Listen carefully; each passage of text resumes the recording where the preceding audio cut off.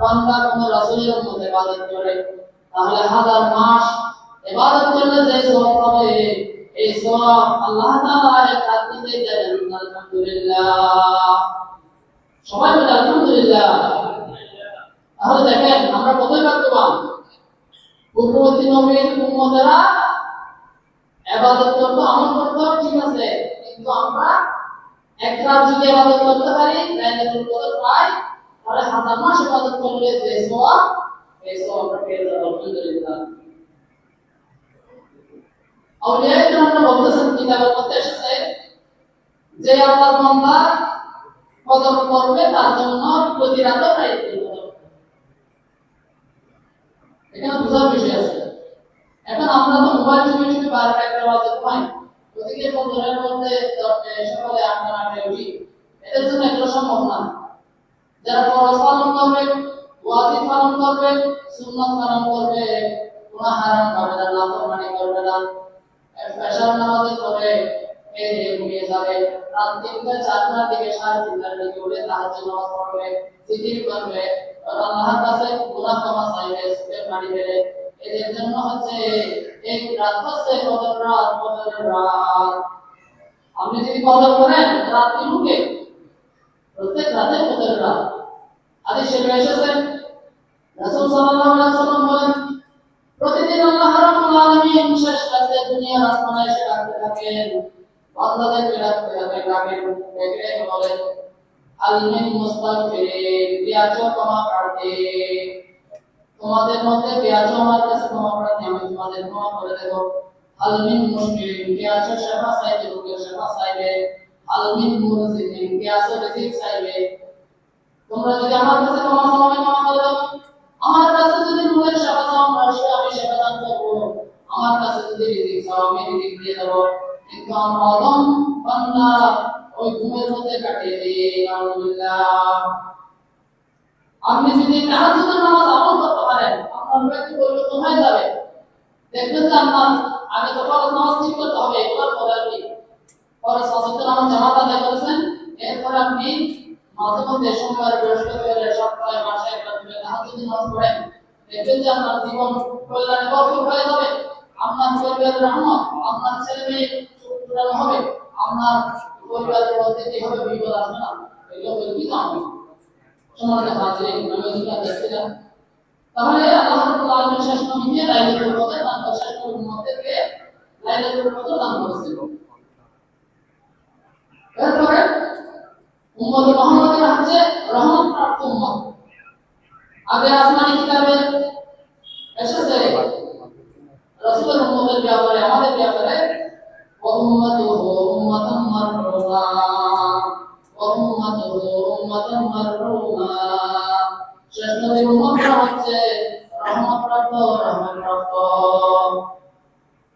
পূর্ববর্তী আসমানি কিতাবের মধ্যে আল্লাহ তাআলা ঘোষণা করে দিয়েছেন শেষ নবীর যারা উম্মত হবে, উম্মতে মুহাম্মদী যারা হবে তারা রহমতপ্রাপ্ত হবে, তাদেরকে রহমত করা হবে। এরপরে 3 নম্বর হচ্ছে উম্মতে মুহাম্মাদের নামাজের কাতারকে ফেরেশতাদের কাতারের সাথে সাব্যস্ত করা হয়েছে। মুসলিম শরীফের হাদিসে এসেছে যে উম্মতে মুহাম্মাদের নামাজের কাতারগুলো ফেরেশতাদের কাতারের মতো, এত মূল্যবান। এরপরে পুরো পৃথিবী নামাজের জায়গা করে দেওয়া হয়েছে। হাদিসে এসেছে রাসূল সাল্লাল্লাহু আলাইহি ওয়াসাল্লাম বলেন, আমার উম্মতের জন্য পৃথিবীর সব জায়গায় নামাজের স্থান করে দেওয়া হয়েছে। পূর্ববর্তী নবীর উম্মতের এরকম ছিল না, নির্দিষ্ট ঘোষণা ছিল, জায়গা ছিল, ইবাদত করার জন্য নির্দিষ্ট জায়গায় যেতে হতো। আমরা বড়ই ভাগ্যবান, আমরা শ্রেষ্ঠ উম্মত। আমরা যেখানে পবিত্র মাটি পাবো, পবিত্র স্থান পাবো, সেখানে নামাজ আদায় করতে পারবো। আলহামদুলিল্লাহ। এটা ব্যক্তি বিষয় না, অনেক দূর চলতে হতো না, যদি মসজিদ এখানে একটা আরেকটা অনেক কষ্ট হতো। তাহলে এটাও একটা বড় রহমত। উম্মতে মুহাম্মাদের জন্য তয়্যিবার ব্যবস্থা করা হয়েছে। পানি না পেলে আমরা কি করতে পারবো? কোনো কারণে আমরা পানি পাচ্ছি না, এখানে অনেক মাসাল আছে, তাহলে আমরা তয়্যিব করে যদি নামাজ আদায় করি নামাজ হবে। জানাজার নামাজ নামাজ আপনি জানা জায়গায় গেলেন, এখন দেখতেছেন যে পুকুর অনেক দূরে, পানির ব্যবস্থা অনেক দূরে, আপনি যদি ওযু করতে যান কি হয়ে যাবে, জানাজার নামাজ পড়ে যাবে, শেষ হয়ে যাবে, তখন আপনি তায়াম্মুম করে নামাজ আদায় করতে পারবেন। কোন অসুস্থ রোগী পানি দেওয়ার কোনো কিনে ব্যবস্থা নাই, পানি কিন্তু বেড়ে যাবে, মারা যাবে, তার জন্য তায়াম্মুম করা জায়েজ আছে। আলহামদুলিল্লাহ। এরপরে বিধানাবলী সহজ করে দেওয়া হয়েছে। অন্যান্য নবীদের উম্মতের জন্য কঠিন ছিল, যেগুলো আমাদের জন্য সহজ, যেমন কিসাসের বিকল্প দিও। এরপরে বনি ইসরায়েলের সময় কারো গায়ে পেশাবের ছিটা লাগলে যে জায়গায় পেশাব লাগতো সেটা কেটে ফেলে দিতে হবে। কত কঠিন বিষয় দেখেন। মনে করেন আপনার শরীরে পেশাবের ছিটা লাগছে, সেটা কেটে ফেলে দিতে হবে, আর নামাজ পড়তে হবে না। কিন্তু আমাদের জন্য, উম্মত মুহাম্মাদের জন্য সেটা কি হয়েছে, সহজ করা হয়েছে। দুই ফেলা পানি দিয়ে পরিষ্কার করলে আপনি মুক্ত হয়ে যাবেন। সবাই বলে আলহামদুলিল্লাহ। এগুলো হচ্ছে উম্মত মুহাম্মাদের মর্যাদা। এরপরে জুমার দিনের সম্মান লাভ যা আগের উম্মতের ছিল না। আগের দিনের আগের উম্মত নবীদের উম্মতের জন্য এই মর্যাদা ছিল না। জুমার দিনের স্পেশাল সম্মান মর্যাদা। রাসূল সাল্লাল্লাহু আলাইহি ওয়াসাল্লাম বলেন, জুমার দিনে এমন একটা সময় রয়েছে যে সময়ের মধ্যে আল্লাহ রাব্বুল আলামিন তার বান্দার দোয়া কবুল করেন। মুফাসসিরিনে কেরামরা বলতেছেন যে সেটা হচ্ছে আসরের থেকে মাগরিবের সময়। অনেকে বলতেছেন যে সেটা ফুতরার সময়। এটার মতভেদ আছে। জুমার দিনে আরো ফজিলত আমাদের দেশে এলাকায় দেখা যায়, যখন হুজুর খুতবা পড়তে আসে তখন আসে না, জুমা একামত থেকে আসে। কিন্তু হাদিসে এসেছে জুমার দিন আল্লাহ রাব্বুল আলামিন সওয়াব নির্ধারিত করার জন্য স্পেশাল ফেরেশতা নিযুক্ত করে রাখেন। যে সর্বপ্রথম আসবে সে একটি উৎসব দান করবে, যে সওয়াব পাবে তার জন্য সে সওয়াব নিযুক্ত করা হবে। এরপরে যে আসবে মসজিদে তার জন্য একটি গরু দান করলে, সাদকা করলে যে সওয়াব, সে সওয়াব নিযুক্ত করা হবে। এরপরে যে আসবে তার জন্য একটি ছাগল, বকরি, ভেড়া, মহিষ, এরপরে যে আসবে তার জন্য একটি মুরগি দান করলে যে সওয়াব হবে, সে সওয়াব। এরপরে যে আসবে তার জন্য একটি ডিম পর্যন্ত হাদিসে এসেছে। আপনি যদি একটা ডিম দান করেন মানুষকে দান করবেন, যে সওয়াব পাবেন, সে সওয়াব আল্লাহর আমলনামায় লিপিবদ্ধ করা হবে। আলহামদুলিল্লাহ। আমরা তো বুঝতেছি না, জুমার দিন যদি আমরা একটু আগেভাগে আসি তাহলে আমাদের কত লাভ। সাহাবায়ে কেরামরা রাসূল সাল্লাল্লাহু আলাইহি ওয়াসাল্লামের সাহাবায়ে কেরামরা জুমার দিন জুমার আগে কোন প্রয়োজনীয় কাজ করতেন না। জুমার জন্য সকাল সকাল গোসল করে পরিষ্কার কাপড় পরে আদর ব্যবহার করে মসজিদে চলে আসতেন। তাড়াতাড়ি মসজিদে চলে আসতেন, প্রতিযোগিতা করতেন কার আগে কে চলে আসবে, যে সব আগে নেওয়ার জন্য মসজিদে চলে আসতেন। সুবহানাল্লাহ। প্রতিযোগিতা করতে হবে ভালো কাজে, তাহলে উম্মত মুহাম্মাদের একটা মর্যাদা আছে। আমরা জুমার দিন পেয়েছি, আলহামদুলিল্লাহ। আমি আজকে আলোচনা থেকে অনুরোধ করবো, জুমার দিন আমরা আগেভাগে প্রস্তুতি নিয়ে মসজিদে চলে আসবো। মসজিদের খতিবরা এক একটা বিষয়ে আলোচনা করেন, এক সপ্তাহ আলোচনা রেডি করে, কোরআন হাদিস রেডি করে, এখন তো আগে বেশি করে দাও, যেমন তেমন বলা যেত, বলবো বেশি কাহিনী এখন এগুলো বলার সুযোগ নাই। এখন সারা বিশ্ব নেট মিডিয়া দেখে আছে, কোরআন হাদিসের দলিলের বাইরে আপনি কিছু বলবেন, আপনি ধরা খাবেন। দলিল দাঁড়িয়ে কথা বলতে হবে, দলিল দিয়ে কথা বলতে হবে। সেজন্য যারা আইমাই মাসাজিদ তোমার নামাজ প্রতিটা আছে, তোমার স্টাডি করে একটা বিষয় এক সপ্তাহের মধ্যে রেডি করে আলোচনা করেন। সেখানে অনেক শিক্ষণীয় বিষয় আছে, আপনারা যদি এসে সেগুলো শুনেন তাহলে আপনাদের ফায়দা হবে। সেজন্য অনুরোধ করব, বিশেষ করে জুমাতে আলোচনা শোনার জন্য আপনারা মসজিদে চলে যাবেন, তাহলে প্রতিদিন পদের কোনো পদে সওয়াব হবে। তারা আরো বেশি দিয়ে পাবেন। আলহামদুলিল্লাহ। এরপরে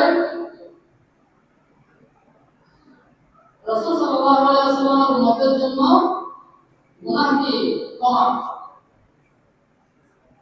যখন আপনি গুনাহ করবেন, আপনি আল্লাহর কাছে তওবা করতে পারেন, একনিষ্ঠভাবে, তাহলে আপনার পূর্ববর্তী গুনাহগুলো সওয়াব করে দেওয়া হবে। আলহামদুলিল্লাহ। এটা কত বড় ভাগ্যের বিষয়। কোন মানুষ গুনাহ করেছে, অপরাধ করেছে, আর সে যখন তওবা করবে, তওবা করে পূর্ববর্তী সকল অপরাধগুলো পাপগুলো সবে পরিণত করে দেওয়া হবে। এটা ছোট বিষয় নয়। এগুলো আল্লাহ রাব্বুল আলামিন উম্মত মুহাম্মাদীকে নাম করার জন্য স্পেশাল দিয়েছেন। তওবা ইস্তেগফার এটা বড় প্রয়োজনীয় বিষয়। রাসূল সাল্লাল্লাহু আলাইহি ওয়াসাল্লাম বলেন, আমি 70 থেকে 100 বার পর্যন্ত তওবা করি, ইস্তেগফার করি। আর রাসূলের কি অপরাধ ছিল? গুনাহ ছিল? অপরাধ ছিল, গুনাহ ছিল না, মাসুম নিষ্পাপ। আমাদেরকে শিক্ষা দেওয়ার জন্য, উম্মতদেরকে শিক্ষা দেওয়ার জন্য আল্লাহ রাসূল তওবা ইস্তেগফার করেছেন। আমরা যাতে এটা শিক্ষা হাসিল করতে পারি যে রাসূল কোনো অপরাধ না করার পরে যদি 70 বার 100 বার দিনে তওবা করেন, তাহলে আমরা কি সেজন্য বিশেষ ইস্তেগফার করে বেশি তওবা করলে আল্লাহ খুশি হন। সালাতু ইয়া রাসূলুল্লাহ আলাইকুম, সালাতু ইয়া হাবিবাল্লাহ। একটা যুবক, সে বেশি কি ছিল? পরহেজগার ছিল, ওয়াজিব পালন করত।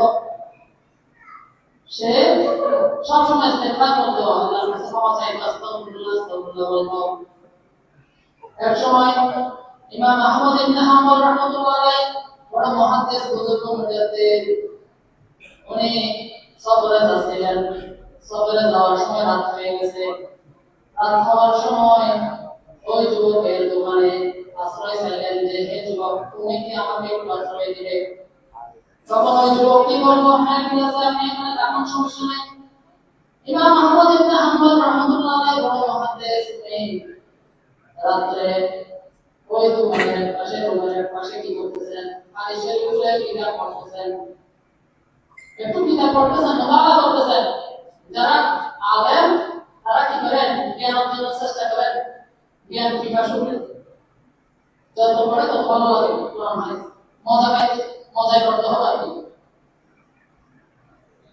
তখন ইমাম আহমদ ইবনে হাম্বল রাহমাতুল্লাহ আলাইহি দেখলেন ওই যুবককে রুটি বানায়, আস্তাগফিরুল্লাহ বলে, রুটি বিক্রি করে আস্তাগফিরুল্লাহ বলে, সব সময় টাকা বলে আস্তাগফিরুল্লাহ বলে, আস্তাগফিরুল্লাহ মুখ থেকে ছাড়তেছে না। ইমাম আহমদ ইবনে হাম্বল রাহমাতুল্লাহ আলাইহি আশ্চর্য হয়ে গেলেন, এই যুবকটা যারা জীবন নয়, এটা আল্লাহর ওলি হবে।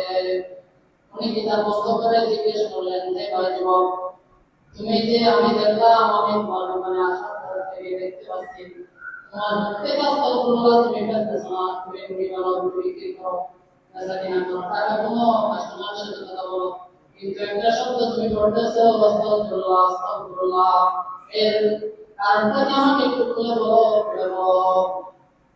তখন ওই যুবকটি বলল যে, এটা ছিল না, এটা যে ইমাম আহমদ ইবনে হাম্বল যে বড় যুগের মুহাদ্দিস, এটা তো যুবকটা ছিল না। সে বলল যে, এগুলো আপনার দরকার কি?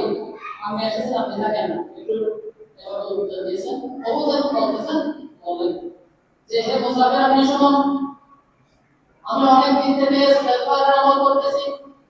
এই ইস্তেগফার করতে করতে আস্তাগফিরুল্লাহ করতে করতে আল্লাহ রাব্বুল আলামিন আমাকে বন্ধ করে দিয়েছেন, মুস্তাজাব দাওয়াত করে দিয়েছেন। অর্থাৎ যার দোয়া কবুল করা হয়, এর মুস্তাজাব দাওয়াত করেন আমাদের আব্দুল জব্বার রাহমাতুল্লাহ আলাইহি। জীবন্ত বলি আব্দুল জব্বার রাহমাতুল্লাহ আলাইহি যখন দোয়া করতেন, দোয়া কোথায় যেত? ওনার জীবনীতে পড়েছি, হযরত আখতার সাহেব রাহমাতুল্লাহ আলাইহি যখন কোন জায়গায় যেতেন, দোয়া করার জন্য আব্দুল জব্বার রাহমাতুল্লাহ আলাইহিকে বলতেন যে, আমার আব্দুল জব্বারকে দোয়া করতে দাও, সে হচ্ছে মুস্তাজাব দাওয়াত, সুবহানাল্লাহ। ওই যুবকটি বলল, হে মুসাফির, আপনি শুনুন, আমি ইস্তেগফার করতে করতে আল্লাহ রাব্বুল আলামিন আমাকে মুস্তাজাব দাওয়াত করে দিয়েছেন। আমি যে দোয়া করি সেই দোয়া কবুল হয়ে যায়, যে দোয়া করি সেই দোয়া ফিরিয়ে দেওয়া হয় না, আল্লাহ তাআলা কবুল করেন। তবে একটা দোয়া আমি করতেছি, এখনো কবুল হয় না। সেটা হচ্ছে, আমি শুনেছি এই এলাকার মধ্যে, এই দেশের মধ্যে একজন আল্লাহর ওলি আছে, একজন মুহাদ্দিস আছে, একজন মুজাদ্দিদ আছে, যার নাম ইমাম আহমদ ইবনে হাম্বল রাহমাতুল্লাহ আলাইহি। ইমাম আহমদ ইবনে হাম্বল, আমি আল্লাহর কাছে দোয়া করেছি, রব্বুল আলামিন, আমি যাতে ওনাকে একটু দেখতে পারি, ওনাকে একটু ওনার সাক্ষাৎ লাভ করতে পারি, কিন্তু আমি তো তাকে এখনো দেখি নাই, সেই দোয়াটা কবুল হয় না। এখন ইমাম আহমদ ইবনে হাম্বল ছিলেন সাদা মানুষ। সাধারণত যারা আল্লাহর প্রিয় বান্দারা পরিচয় দেয় না, এমনি এসে যদি বসে যাবে, নিচে বসে যাবে, যারা করে দিয়ে করেন তাদের বিলাসিতা বেশি, দুনিয়াকে লোক দেখানোর জন্য করে, এরা বেশি সঠিক করে। ইমাম আহমদ ইবনে হাম্বল রাহমাতুল্লাহ আলাইহি চিন্তা করলেন, এখন আমি পরিচয় না দিয়ে পারতেছিলেন। উনি পরিচয় না দিয়ে পারলেন না, বললেন যে হে যুবক, আমি চেয়েছিলাম আমার পরিচয়টা গোপন রাখার জন্য, এখন যেহেতু তুমি বলতেছো যে ইমাম আহমদ ইবনে হাম্বলকে দেখার জন্য তুমি আল্লাহর কাছে করতেছো, আমি হচ্ছি সেই ইমাম আহমদ ইবনে হাম্বল। সুবহানাল্লাহ। তখন সেই যুবকটি বলল যে আলহামদুলিল্লাহ, আজকে আমার সেই দোয়াটি কবুল হয়ে গেল। তাহলে দেখেন অবস্থা খারাপ হয়েছিল, আপনি হাঁটতেছেন, বসতেছেন, আস্তাগফিরুল্লাহ আস্তাগফিরুল্লাহ আস্তাগফিরুল্লাহ আস্তাগফিরুল্লাহ আলহামদুলিল্লাহ সাল্লাল্লাহু আলাইহি ওয়াসাল্লাম লা হাওলা ওয়ালা কুওয়াতা ইল্লা বিল্লাহ, এগুলো যদি আমাদের জিকির বানিয়ে ফেলতে পারি, তাহলে শয়তান আমাদের কাছে আসতে পারবে না। আস্তাগফিরুল্লাহ আলহামদুলিল্লাহ সাল্লাল্লাহু আলাইহি ওয়াসাল্লাম লা হাওলা ওয়ালা কুওয়াতা ইল্লা বিল্লাহ, এই চার পাঁচটা জিকির যদি মুখে রাখতে পারেন যখন মনে পড়ে, তাহলে এগুলো হচ্ছে সবচেয়ে দামি জিকির, দামি জিকির। আস্তাগফিরুল্লাহ বললে আপনি আল্লাহর ক্ষমা পাবেন, আলহামদুলিল্লাহ বললে আপনি আল্লাহর প্রশংসা করবেন, আল্লাহ বেশি খুশি হয়ে যাবেন, সাল্লাল্লাহু আলাইহি ওয়াসাল্লাম বললে আপনি রাসূলের চরিত্রের উপর পাঠ করলেন, যেটা অনেক মর্যাদা। লা হাওলা ওয়ালা কুওয়াতা ইল্লা বিল্লাহ বললে আপনার গুনাহ ক্ষমা করে দেওয়া, আপনার বিপদ দূর হয়ে যাবে। সম্মানিত হাজিরিন, উম্মতে মুহাম্মাদের মর্যাদা এটা বলে শেষ করা যাবে না, তবু আমি সংক্ষেপে আপনাদেরকে বলে দিচ্ছি। এরপরে আসছে গজব দিয়ে সবাইকে ধ্বংস করা হবে না। মুসলিম শরীফের 2899 নম্বর হাদিসে এসেছে যে রাসূল সাল্লাল্লাহু আলাইহি ওয়াসাল্লাম বলেছেন, আল্লাহ তাআলা বলেন, হে রাসূল সাল্লাল্লাহু আলাইহি ওয়াসাল্লাম, আমি আপনার উম্মতকে গজব দিয়ে ধ্বংস করব না, এবং বহিরাগত শত্রু চাপিয়ে দেব না। পাইকারি ভাবে বিগত আগের যুগের নবী রাসূলদের উম্মতদেরকে গজব দিয়ে একসাথে ধ্বংস করে দেওয়া হবে, সবাই ভালো হবে। কিন্তু আমরা আমাদেরকে আল্লাহ তাআলা সেভাবে দিবেন না, গজব দিবেন না। অনেকে প্রশ্ন করতে পারেন, ঘূর্ণিঝড় আসতেছে, করোনা আসতেছে, এগুলো কিছু মানুষের উপর, পুরো পৃথিবীর উম্মতের উপর, রাসূলের উম্মতের উপর আসতেছে না, কিয়ামত পর্যন্ত আল্লাহ রাসূলের উম্মত থেকে যাবে। আলহামদুলিল্লাহ। এরপর হচ্ছে 13 নম্বর হচ্ছে প্রস্তুতায় সবাই একমত না হওয়া। প্রস্তুতায় মতামতকে সবাই কথা না। উম্মতে মুহাম্মাদের মধ্যে এমন একটা দল থেকে যাবে যারা সহিহ হাদিসের উপর, সহিহ হাদিস কোরআনের উপর এবং হাদিসের উপর আমল করবে। কি করবে? তার মানামি করবে না। সেজন্য এসে অনেক কিছু দেখা যায় যে কি করে গান বাজনা করে, দুর্গাবাদ করে, মাজার পূজা করে, এগুলো আশিক রাসূল দাবি করে, এগুলো ঠিক নয়। আল্লাহ রাসূলের উম্মতের মধ্যে এমন কতগুলো থাকবে যারা এরকম অপকর্মে জড়িয়ে যাবে না, আল্লাহ রাসূলের দেখানোর পথ অনুযায়ী যাবে। উম্মতে মুহাম্মাদে মোরা বড়ই ভাগ্যবান, উম্মতে মুহাম্মাদে মোরা বড়ই ভাগ্যবান, বড়ই মর্যাদাবান, মোরা বড়ই ভাগ্যবান। মোদের নবীর সম্মান লেখায় আছে আল কোরআন, মোদের নবীর সম্মান লেখায় আছে আল কোরআন। আখিরাতে করব মোরা হাউজে কাউসারের পানি পান, আখিরাতে করব মোরা হাউজে কাউসারের পানি পান। উম্মতে মুহাম্মাদে মোরা বড়ই ভাগ্যবান। তাহলে আমরা খুব ভাগ্যবান। সম্মানিত হাজিরিন, সময় অনেক চলে যাচ্ছে, আমি প্রথম অংশ শেষ করলাম, সংক্ষিপ্ত অনেক আলোচনা। এবার আসি দ্বিতীয় অংশ আমার আলোচনা, উম্মতে মুহাম্মাদের দায়িত্ব এবং কর্তব্য, মর্যাদা, দায়িত্ব এবং কর্তব্য। আল্লাহ রাব্বুল আলামিন বলেন, আউযু বিল্লাহি মিনাশ শাইতানির রাজীম, বিসমিল্লাহির রাহমানির রহিম। ولتكن منكم أمة يدعون إلى الخير ويأمرون بالمعروف وينهون عن المنكر وأولئك هم المفلحون সূরা ইমরানের 104 নম্বর আয়াতে আল্লাহ তাআলা বলেন তোমাদের মধ্যে এমন একটা দল থাকবে এমন একটা গোষ্ঠী থাকবে জাতি থাকবে এমন কতগুলো মানুষ থাকবে যারা ইয়াদউনা ইলাল খায়র মানুষকে কল্যাণের দিকে আহ্বান করবে ওয়া ইয়ামুরুনা বিল মারুফ সৎ কাজের আদেশ দিবে ওয়া ইয়ানহাউনা আনিল মুনকার এবং অসৎ কাজের নিষেধ করবে ওয়া উলাইকা হুমুল মুফলিহুন এরাই হচ্ছে সফলকাম আলহামদুলিল্লাহ উম্মতে মুহাম্মাদের মধ্যে এমন কতগুলো মানুষ থাকবে যারা মানুষকে সৎ কাজের দিকে আহ্বান করবে কল্যাণের দিকে আহ্বান করবে এবং অসৎ কাজের আদেশ দিবে অসৎ কাজের নিষেধ করবে মুসলিম শরীফের হাদিস শরীফ মুসলিম শরীফে এসেছে রাসূল সাল্লাল্লাহু আলাইহি ওয়াসাল্লাম বলেন আবু সাঈদ আল-খুদরি রাদিয়াল্লাহু তাআলা আনহু عن رسول الله صلى الله عليه وسلم قال من رأى منكم منكرا فليغيره بيده فإن لم يستطع فبلسانه فإن لم يستطع فبقلبه ذلك أضعف الإيمان رسول صلى الله عليه وسلم صحابي হযরত আবু সাঈদ খুদরি রাদিয়াল্লাহু তাআলা আনহু থেকে বর্ণিত তিনি বলেন রাসূল সাল্লাল্লাহু আলাইহি ওয়াসাল্লাম বলেছেন মান রাআ মিনকুম মুনকারান ফালিয়ুগিরহু বিয়াদিহি তোমাদের মধ্যে যখন কোনো অন্যায় কাজ দেখবে অসৎ কাজ দেখবে খারাপ কাজ দেখবে ফালিয়ুগিরহু বিয়াদিহি হাত্তা প্রতিহত করবে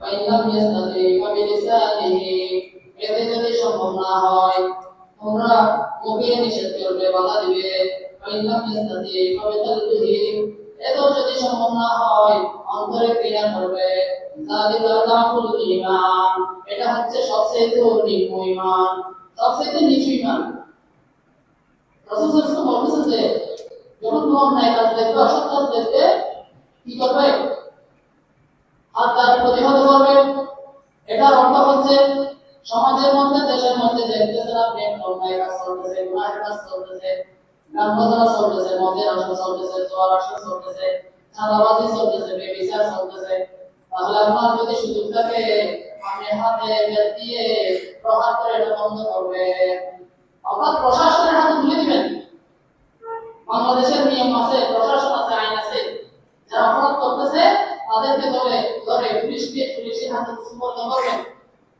তাই বলে আপনি মানবেন না আপনি মানলে আইন হাতে তুলে দিবেন এটা নিষেধ শরীয়তের বিধান খুবই সহজ আইনিভাবে যেতে হবে আমি একটা অপরাধ দেখেছি বলে সাথে সাথে মেরে ফেলতে পারবো না বলে দিই আপনাকে আগে যাকে কি করতে হবে যারা অপরাধ করতেছে আগে বাধা দিতে হবে প্রশাসনকে জানাতে হবে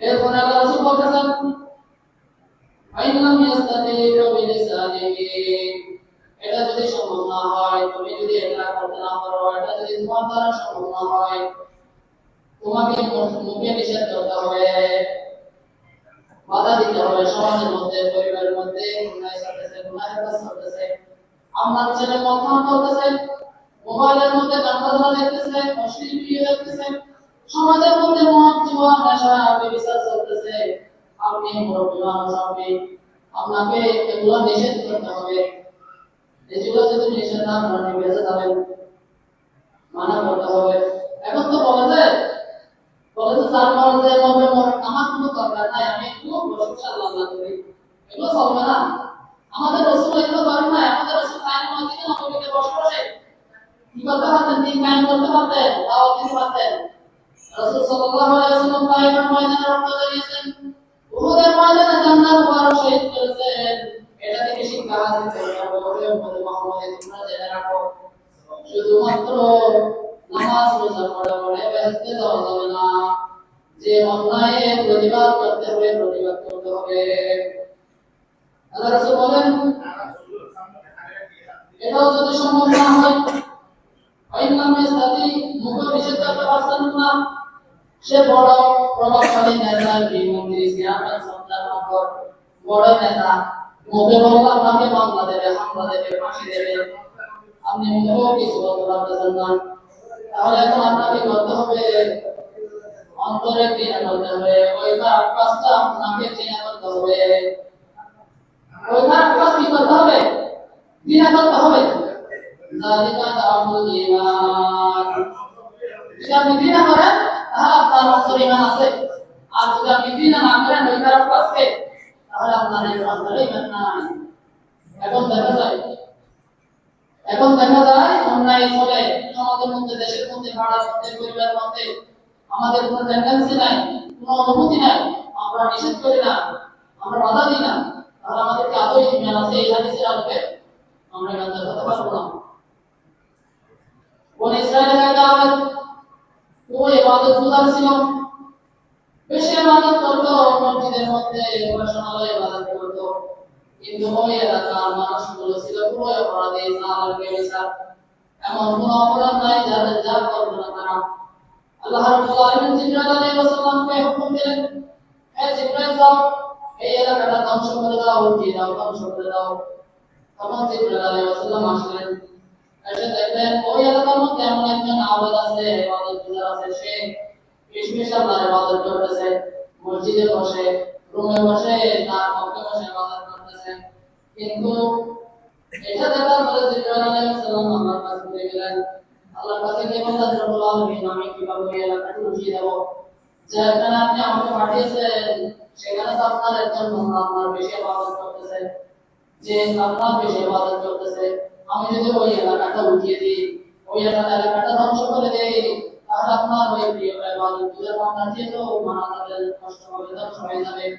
আল্লাহ রাব্বুল আলামিন বলেন, হে জিবরাইল তুমি যাও, তাকে সহযোগিতা দিয়ে দাও, সে সমাজের মধ্যে, দেশের মধ্যে অন্যায় দেখতেছে, ব্যভিচার দেখতেছে, মদের কাজ দেখতেছে, জুলুমের কাজ দেখতেছে, সালামতের কাজ দেখতেছে, সে সমাজের মধ্যে জোয়ারটা দেখতেছে, মেহেদি অনুষ্ঠানের গান বাজনা দেখতেছে, বইরাতের খাবার দেখতেছে, এগুলো নিষেধ করতেছে না, শুধু মসজিদে বসে ইবাদত করতেছে, যার কারণে তাকে সহযোগিতা দাও।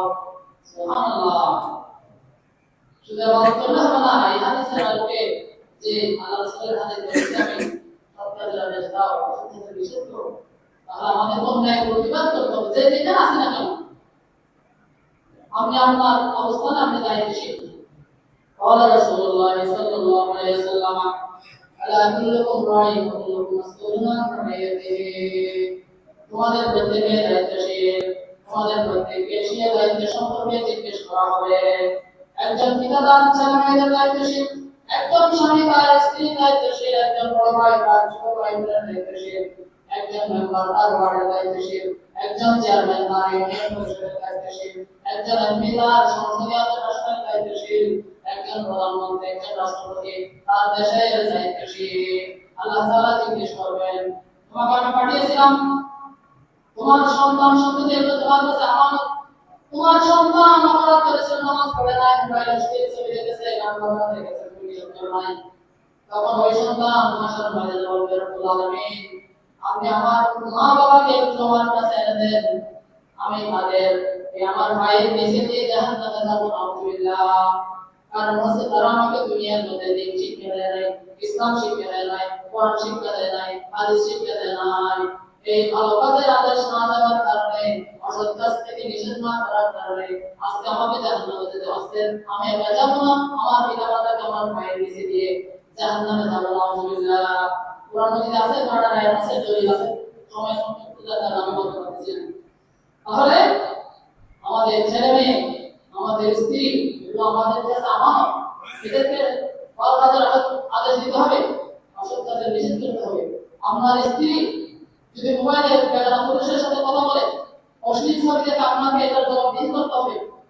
আপনার স্ত্রী কোথায় যাচ্ছে আপনার খবর রাখতে হবে, মার্কেটে যাচ্ছে, প্রয়োজনে ডাক্তারের কাছে যেতে হচ্ছে, কিন্তু পর্দা মেনটেন করে যেতে হবে, শরীয়ত সহজ।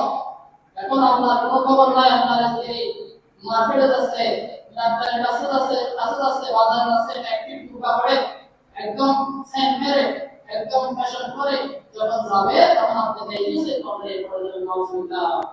সেজন্য আমাদেরকে জিজ্ঞেস করা হবে, আমরা দায়িত্বশীল। একজন মেম্বার তার এলাকার জনগণের হক তাকে বুঝিয়ে দিতে হবে, তার জনগণের হক বুঝিয়ে দিতে হবে। এলাকার মধ্যে কোনো নাই হলে, মদের আসর হলে, জোয়ার আসর হলে, গানের আসর হলে, বিচারের আসর হলে, এগুলো মেম্বারকে জবাবদিহি করতে হবে। আর চেষ্টা ছিল কিনা, তবে সেখানে বাঁচার শুধু শর্ত আছে, আপনি চেষ্টা করেছেন, আপনার সন্তানকে চেষ্টা করেছেন অল্প জানার, কিন্তু সে আসতেছে না। আপনি অনেক সাথে আপনার সাথে করতে চেষ্টা করেন, তখন আপনি বেঁচে যাবেন। আপনি মেম্বার, আপনার ওয়ার্ডের মতো অনেক কাজ চলতেছে, আপনি নিষেধ করেছেন, তবুও তারা মানতেছে না, তখন আপনি বাঁচতে পারবেন। সুযোগ আছে। আপনি চেয়ারম্যান, আপনার ইউনিয়ন পরিষদে জনগণের হক বুঝিয়ে দিতে হবে, জনগণের উপর নিয়ে বিচার করতে হবে। ইউনিয়নের মধ্যে কোনো অন্যায় কাজ করে, বেবিচার হলে, জুয়ার আসর হলে, মদের আসর হলে, গানের আসর হলে, আপনাকে বাধা দিতে হবে। আপনি ইমানদার হিসেবে, মুসলমান হিসেবে সেটা যদি আপনি না করেন, তাহলে আপনি বেঁচে যাবেন, আপনি বাঁচতে পারবেন। যদি আপনি বাধা দেওয়া পরও তারা না মানে, তাহলে তাদের কপাল তারা খাবে। রাসূল সাল্লাল্লাহু আলাইহি ওয়াসাল্লামকে আল্লাহ বলতেছেন, হে হাবিব, রাস্তা আলাইহিম বিমুসাইয়্যিদ, আমি তো আপনাকে র‍্যাব বানিয়ে, পুলিশ বানিয়ে, শাহ বাহিনী বানিয়ে আপনাকে পাঠাইনি। আপনি খুদে দেন, নসিহত করেন, জান্নাতের কথা বলুন, জাহান্নামের কথা বলুন। আপনার উম্মতরা যদি সেটা পালন করে, তাহলে তারা জান্নাতে যাবে। তারা যদি পালন না করে, তারা জাহান্নামে যাবে। আপনাকে ধরে ধরে মসজিদে আসতে হবে না। আপনি খুদে দেন, আপনি বলে যান। যদি তারা না মানে, তাদের জন্য কঠিন শাস্তি অপেক্ষা করতেছে। সম্মানিত হাজির, উম্মতে মুহাম্মাদের প্রথম দায়িত্ব হচ্ছে সৎ কাজের আদেশ দেওয়া, অসৎ কাজের নিষেধ করা। দ্বিতীয় দায়িত্ব হচ্ছে দাওয়াতি কাজ করা, দ্বীনের দাওয়াত, যেগুলো নবী রাসূলরা করেছেন। সমস্ত নবী রাসূলকে আল্লাহ তাআলা একটাই ঘোষণা দিয়েছিলেন, সমস্ত নবী রাসূলরা একটা শর্তে তারা দাওয়াত দিতেন, আনিবুদুল্লাহ ওয়াজতানিবুত তাগুত। ওহে আমার জাতিরা, আল্লাহর বান্দারা, তোমরা আল্লাহর ইবাদত করো, তাগুতের বিরোধিতা করো। আল্লাহর ইবাদত করো, তাগুতের বিরোধিতা করো। তাগুত এটা কি জিনিস? তাগুত হচ্ছে যে নিজেও ইবাদত করবে না, আরেকজনকেও করতে দিবে না। বিগত 15 বছর আমাদের দেশে একটা ছিল তাগুত। আলহামদুলিল্লাহ, আমরা শুকরিয়া আদায় করি সবাই, আমরা এই তাগুত থেকে রেহাই পেয়েছি। সবাই বলে আলহামদুলিল্লাহ।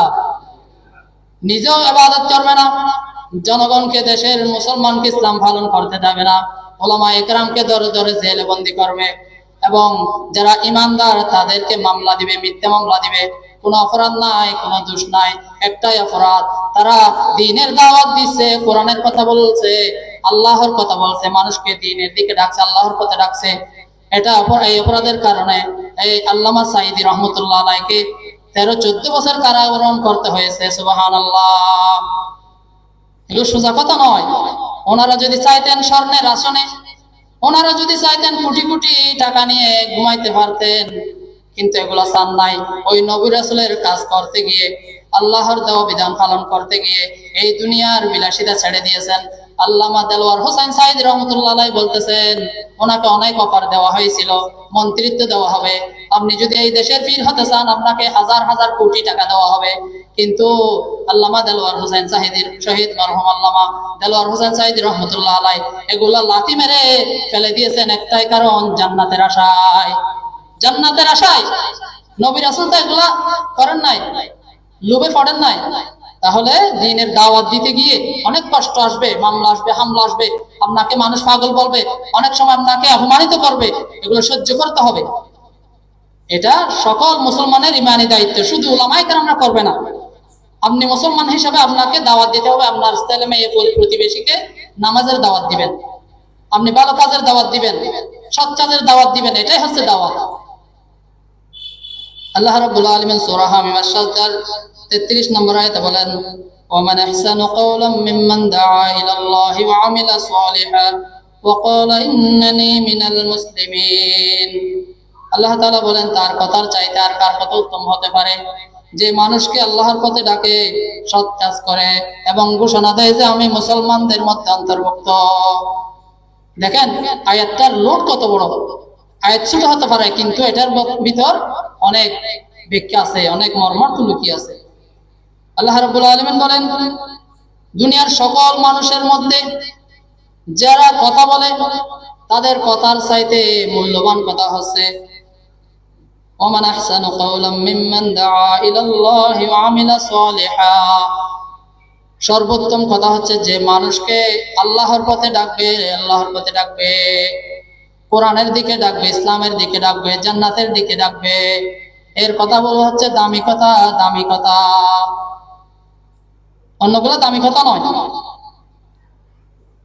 ওয়া আমিলা সালিহা, এবং সৎ কাজ করবে। শুধু দাওয়াত দিয়ে বসে থাকবে না।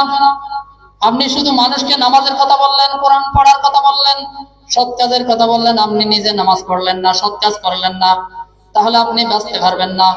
আপনি মানুষকে দাওয়াত দিবেন দ্বীনের, আপনাকেও সৎ কাজ করতে হবে, ভালো কাজ করতে হবে। সৎ কাজ, ভালো কাজ করতে হবে। সৎ কাজ আমরা জানি, নামাজ, রোজা, হজ, যাকাত, কোরআন তেলাওয়াত, জিকির আজকার, মানুষের উপকার করা, এগুলো হচ্ছে সৎ কাজ। দান সৎকা করা, মাহফিল আসা, এগুলো হচ্ছে সৎ কাজ। وقال إنني من المسلمين, এবং ঘোষণা দেয় যে আমি মুসলমানদের অন্তর্ভুক্ত।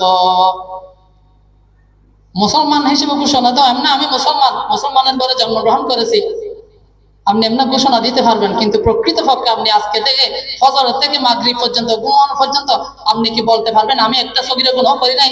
বুকে হাত দিয়ে কোনো মানুষের সম্ভাবনা আছে? কারো সম্ভাবনা নাই, বলার সুযোগ নাই। শুধু নবী রাসূল বলতে পারবে। নবী রাসূল ছাড়া সবাই অপরাধী। গুনাহের স্বীকৃতি দিতে হবে আল্লাহর কাছে। যে বেশি আল্লাহর কাছে বলবে আমি গুনাহগার, আমি অপরাধী, তাকে আল্লাহ তাআলা বেশি ভালোবাসবেন। সবসময় নিজেকে ছোট মনে করতে হবে। দুনিয়ায় যারা আছে সবাই আমার চেয়ে ভালো, আমি সবার চেয়ে খারাপ, এরকম যে মনে করতে পারবে সেই হচ্ছে দামি মানুষ। এরপরে 3 নম্বর হচ্ছে উম্মত মুহাম্মাদের দায়িত্ব জিহাদ ফি সাবিলিল্লাহ তথা ইসলাম প্রতিষ্ঠার সংগ্রাম করা। এটা ফরজ। আল্লাহ রাব্বুল আলামিন বলেন, ইয়া আইয়ুহাল্লাযীনা আমানু হাল আদুল্লুকুম আলা তিজারাতিন তুনজিকুম মিন আযাবিন আলীম تؤمنون بالله ورسوله وتجاهدون في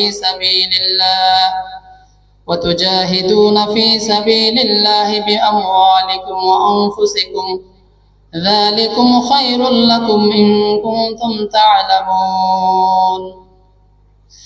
আল্লাহ তাআলা বলেন, হে আমার ঈমানদার বান্দারা, আমি কি তোমাদেরকে এমন একটা ব্যবসার কথা বলবো না যে ব্যবসা করলে পরে তোমরা আযাবে আলিম থেকে, কঠিন শাস্তি থেকে বাঁচতে পারবে। তুমিনুনা বিল্লাহ, 1 নম্বর হচ্ছে আল্লাহর প্রতি বিশ্বাস স্থাপন করো, ওয়া রাসূলিহি, এবং রাসূলের প্রতি বিশ্বাস স্থাপন করো, ওয়া তুজাহিদুনা ফি সাবিলিল্লাহ, আল্লাহর রাস্তায় সংগ্রাম করো, বিআমওয়ালিকুম, জান দিয়ে, মাল দিয়ে, টাকা পয়সা দিয়ে, ওয়া আনফুসিকুম, নিজের জান দিয়ে, সময় দিয়ে, যালিকুম খায়রুল লাকুম ইন কুনতুম তা'লামুন, এটাই হচ্ছে উত্তম যদি তোমরা উপলব্ধি করতে পারো। আল্লাহ তাআলা বলতেছেন যে ওহে আমার ঈমানদার বান্দারা, আমি কি তোমাদেরকে এমন একটা ব্যবসার কথা বলবো না যে ব্যবসা করলে তোমরা কিভাবে আযাবে আলিম, কঠিন আযাব থেকে বাঁচতে পারবে, জাহান্নামের শাস্তি থেকে বাঁচতে পারবে। আবার প্রশ্ন করতেছেন, আবার উত্তর দিয়ে দিচ্ছেন। সেটা কি? যদি তোমরা আমার উপর, আল্লাহর উপর বিশ্বাস স্থাপন করো, রাসূলের উপর বিশ্বাস স্থাপন করো, দিন প্রতিষ্ঠার জন্য, ইসলাম প্রতিষ্ঠার জন্য সংগ্রাম করো, জান দিয়ে, মাল দিয়ে, টাকা পয়সা দিয়ে, এবং নিজে উৎসর্গ হয়ে, শহীদ হয়ে, নিজের সময় দিয়ে, নিজের পরিশ্রম দিয়ে যখন তুমি দিন প্রতিষ্ঠা করবে, জিহাদ করবে, তাহলে তুমি কি করবে? জাহান্নামের আগুন থেকে, কঠিন শাস্তি থেকে বাঁচতে পারবে। সুবহানাল্লাহ। عن أبي ذر رضي الله تعالى عنه قال قلت يا رسول الله صلى الله عليه وسلم أي العمل أفضل؟ قال الإيمان بالله والجهاد في سبيل الله। বুখারী এবং মুসলিম শরীফের হাদিস। হযরত আবু যর রাদিয়াল্লাহু তাআলা আনহু থেকে বর্ণিত, তিনি বলেন রাসূল সাল্লাল্লাহু আলাইহি ওয়াসাল্লাম বলেছেন, আমি জিজ্ঞেস করলাম, ইয়া রাসূলুল্লাহ, আইয়ুল আমালি আফদালু, কোন জিনিস সবচেয়ে উত্তম, কোন আমল সবচেয়ে উত্তম? ক্বালা, রাসূল সাল্লাল্লাহু আলাইহি ওয়াসাল্লাম বললেন, আল ঈমানু বিল্লাহ, আল্লাহর উপর ঈমান আনা, ওয়াল জিহাদু ফি সাবিলিল্লাহ, এবং আল্লাহর রাস্তায় জিহাদ করা, দিন প্রতিষ্ঠার সংগ্রাম করা। জিহাদ করা, এগুলো হচ্ছে উত্তম আমল, এবং আল্লাহর উপর ঈমান আনা, এটা হচ্ছে কি? উত্তম আমল। আল্লাহ রাসূল ক্ষেত্র বিশেষে উত্তম আমলের কথা বলেছেন।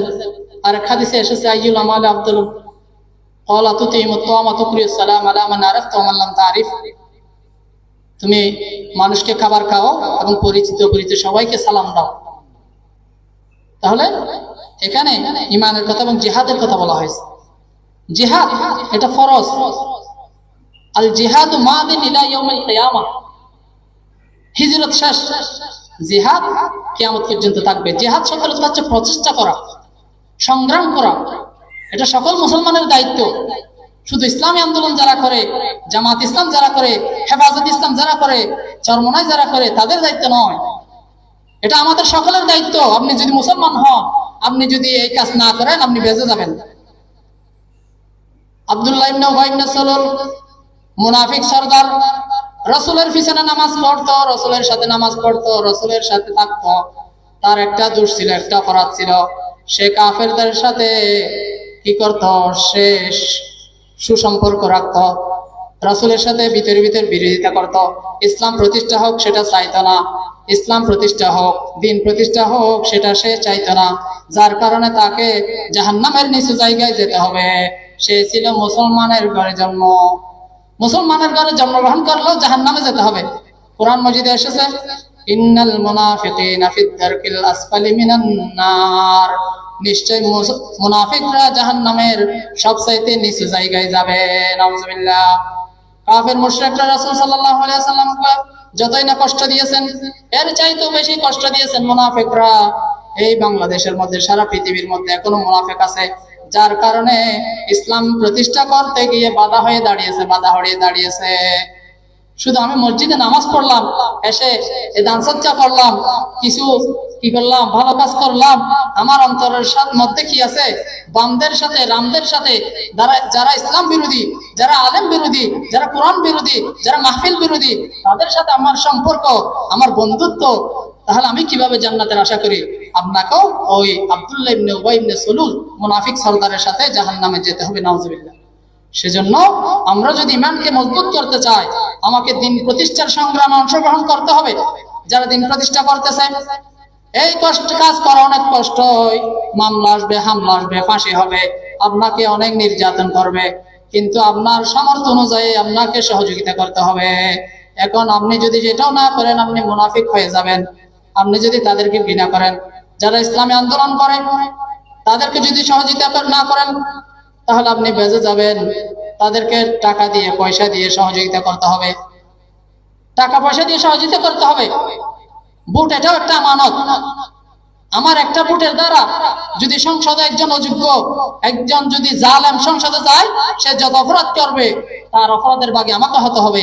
আর আমার একটা ভোট দেওয়ার কারণে আমি যদি একজন আল্লাহওয়ালা, একজন দিনদার, একজন ইসলামী আন্দোলনের সিপাহ সালারকে আমি যদি ভোট দিয়ে আমি সংসদে পাঠাইতে পারি, সে যদি কোরআনের আইন পাশ করে, সে যদি কোরআন অনুযায়ী সংসদ পরিচালনা করে, সে যদি দেশের মধ্যে কোরআন শাসন প্রতিষ্ঠা করে, তাহলে সে যে সওয়াব পাবে, সেই সওয়াব আমিও পাবো। সুবহানাল্লাহ। অনেক ব্যক্তির দাবিদার। সম্মানিত হাজিরিন, বর্তমান আমরা বুঝি না বুঝার কারণে আমরা মুনাফিক হয়ে যাচ্ছি, আমাদেরকে জাহান্নামে যেতে হবে। সেজন্য দিন প্রতিষ্ঠা করা এটা ফরজ। যে দেশের মধ্যে দিন প্রতিষ্ঠা নাই, সেই দেশে দিন প্রতিষ্ঠা করা ফরজ। আর যে দেশের মধ্যে দিন প্রতিষ্ঠা আছে, সেই দেশের মধ্যে দিন প্রতিষ্ঠা রাখা ফরজ। তাহলে আমাদের দেশ এখনো ইসলামী দেশ নয়। আমাদেরকে যতক্ষণ পর্যন্ত সংসদে কোরআন দিয়ে সংসদ চলবে না, ততক্ষণ পর্যন্ত আমাদেরকে জান দিয়ে, মাল দিয়ে, প্রয়োজনে শহীদ হতে হলেও আমাদেরকে দিন প্রতিষ্ঠার সংগ্রাম আন্দোলন করতে হবে, প্রচেষ্টা করতে হবে। নির্বাচনের মধ্যে আমাদেরকে, যারা দিনকে ভালোবাসে, ইসলামী আন্দোলনের যারা আছে, এদেরকে ভোট দিয়ে সংসদে পাঠাইতে হবে। তাহলে আমি বাঁচার সুযোগ আছে। এখন আমি কিছু করলাম না, ভোট আসলো 500 টাকা, 1000 টাকার বিনিময়ে যারা দিন বিরোধী, সাদাবাজ, ইসলাম বিরোধী, এই মদের লাইসেন্স দেবে, এরকম মানুষকে যখন আমি ভোট দেব, তার সমস্ত অপরাধগুলো আমার গাড়ে পড়বে, আমি জাহান্নামে যেতে হবে আমাকে। সম্মানিত হাজিরিন, সময় যেহেতু শেষ, আমি আর কথা দীর্ঘায়িত করতেছি না। অনেক আলোচনা ছিল, সময়ের সংক্ষিপ্ততার কারণে আমি শেষ করে দিচ্ছি। বলতেছিলাম যে মুহাম্মদী মর্যাদা এটা অনেক, এবং দায়িত্ব কর্তব্য এটা অনেক বেশি। যে সংক্ষিপ্ত সময়ের মধ্যে যে আলোচনা করেছি, আল্লাহ রাব্বুল আলামিন আমাকে এবং আপনাদের আমার পরে তৌফিক দান করুন। ওয়া আলাইনা